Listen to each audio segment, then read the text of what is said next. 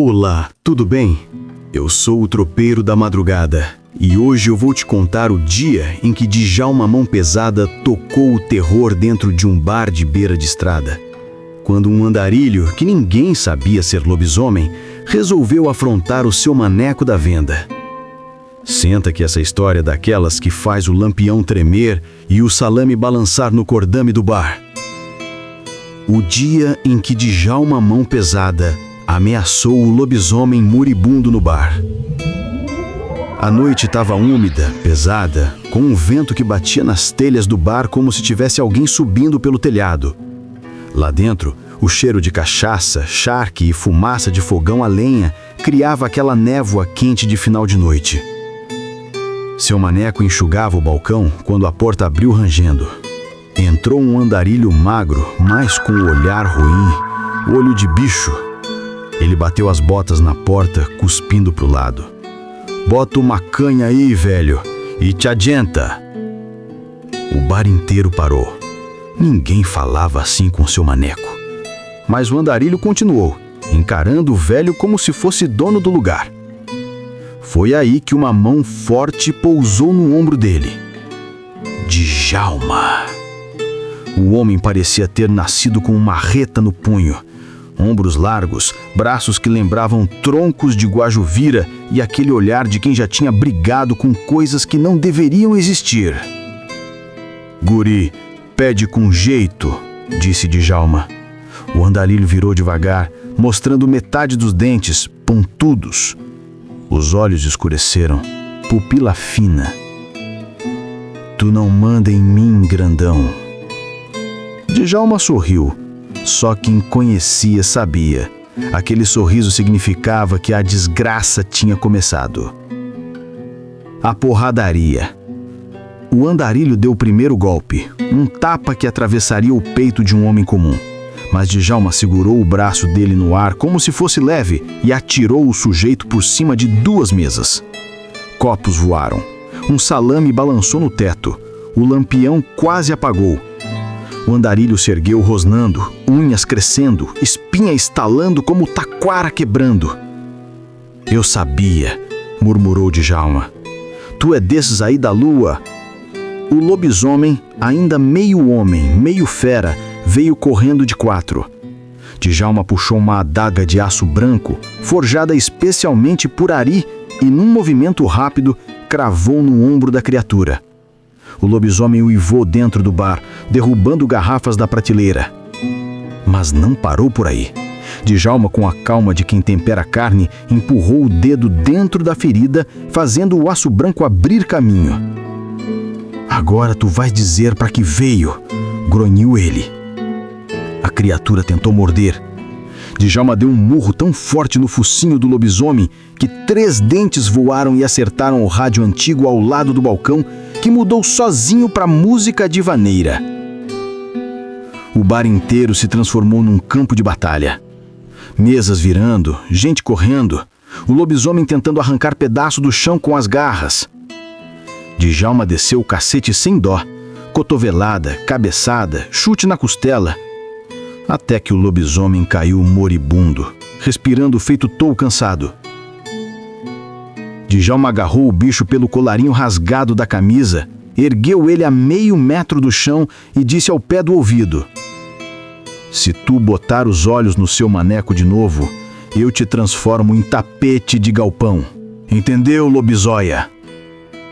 A criatura, mesmo furiosa, mesmo ferida, mesmo monstruosa, acenou com a cabeça. Djalma tirou o dedo da ferida, limpou numa toalha velha do balcão e largou o bicho, que saiu arrastando o corpo pela estrada de chão, indo sumindo no nevoeiro. O seu maneco tremia mais que taquara no vento. "Djalma, que era aquilo?"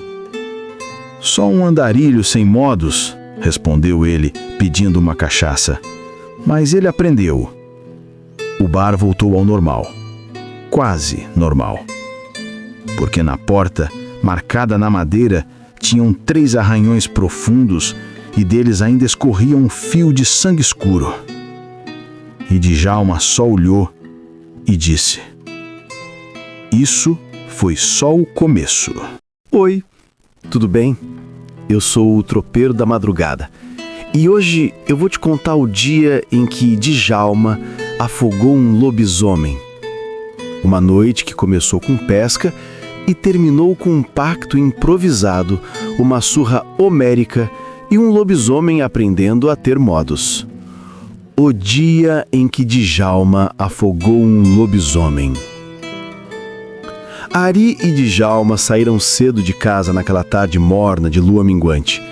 O plano era simples. Pegaram os dourados no açude velho, tomaram mate e botaram a conversa em dia. Ari, que já tinha deixado um anzol enfiado no beiço de um lobisomem, jurava que pesca e criatura não combinavam, mas Djalma dizia que lobo tem faro, mas não tem juízo. Pois naquela noite, lá pela meia hora do vento sul, os cachorros começaram a estranhar. Geada, neve, relâmpago, Atena rodeavam o açude feito demônios brancos, latindo enlouquecidos. E o Zeus, o pitbull gelado e sério, só olhava, com a paciência de um escritor que já leu o final do livro. Ali comentou: "Mas que diabo deu nesses bichos?" Djalma tomou o último gole de chimarrão, guardou a cuia no bolso e respondeu: "Alguma praga tá rondando, e hoje eu tô com vontade de dar uns parapiquete em alguém." Foi aí que a água do açude borbulhou, como se alguém tivesse jogado uma tora de madeira. Mas não era tora, não. Era ele, o lobisomem atrevido, ladrão de galinhas e famoso por dar susto nas moças que lavavam roupa no riacho curto, uma criatura folgada, sem respeito por ninguém e com mais pulga que vergonha na cara. Ele saiu da água devagar, mostrando os dentes, pingando lodo. Ari já levou a mão no facão, mas Djalma abriu o braço e disse: "Deixa comigo, eu pescador velho, já fisguei pior." O lobisomem rosnou, avançou, mas Djalma foi mais rápido que o vento no varal. Pegou a criatura pelo cangote e com a outra mão segurou pelo cinto de couro que ela usava por cima da pelagem. "Hoje tu vai aprender!" gritou Djalma, e começou o ritual que ninguém nunca tinha visto. Afoga, levanta, dá tapa na cara, volta e afoga de novo. "Bebe uns gole de água para lavar o radiador punguento, seu desgranhento!" ele berrava, com a paciência de quem ensina uma criança teimosa. A criatura debatia, arranhava, bufava, mas Djalma era firme. Cada vez que o lobisomem tentava sair, Djalma mandava outro retorno para o açude. Os dogos latiam sem parar, correndo em volta, animados com a cena. Zeus apenas suspirava, deitado, observando tudo como se estivesse revisando um texto. A noite foi ficando longa, a lua subiu e o lobisomem começou a cansar. Já sem força, sem pose, com a cara pingando lama e vergonha, ele finalmente ergueu a mão trêmula e com uma voz rouca, distorcida, quase humana, disse: Chega! Deu! Eu paro! Djalma o ergueu pela orelha e falou: Vai parar de assustar as gurias na sanga? Vou. Juro. E de roubar galinha? Nunca mais. E de meter o focinho onde não deve? Jamais. Djalma largou ele na margem, molhado, humilhado e reeducado. O bicho saiu mancando, tossindo, cuspindo água, sem olhar para trás. Ari riu, batendo a mão no ombro do amigo. Bah, Dija, tu é o único cristão que eu conheço que batiza um lobisomem à força. Djalma só ajeitou o chapéu e respondeu: Agora sim, bora pescar. Hoje sai coisa grande. E os dogos, ainda agitados, finalmente deitaram. Zeus apenas fechou os olhos satisfeito. Sabia que aquela noite ia render história. Djalma Mão Pesada, um compadre bruto. Boa noite, eu sou o tropeiro da madrugada. E antes de te contar o que aconteceu naquela noite, tu precisa entender quem era o Djalma. Djalma não era desses homens modernos, de fala mansa e coração florido. Era grosso, estúpido nas palavras, tóxico às vezes até com a própria nega véia. Um guasca raiz, daqueles que acordam bufando e dormem rosnando. Um bagual sem rodeios, acostumado a deitar touro no braço, dar nó em arame com a mão e que nunca pediu desculpa nem quando sabia que estava errado, o que era raro reconhecer. O povo respeitava ele não pela simpatia, mas porque ninguém mexe com homem que já venceu touro na unha. E quando ele dizia algo, era lei no galpão. Hari tinha cruzado o rio naquela semana.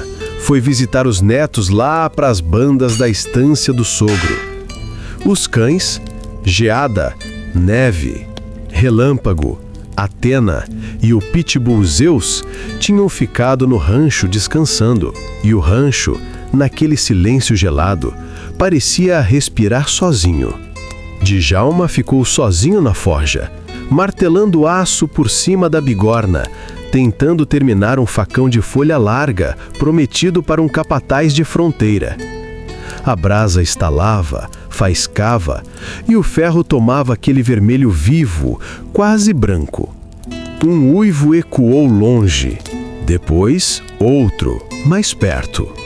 Djalma nem ergueu a cabeça, só rosnou: "Tchê, se vier, vem inteiro, hoje eu tô por crime."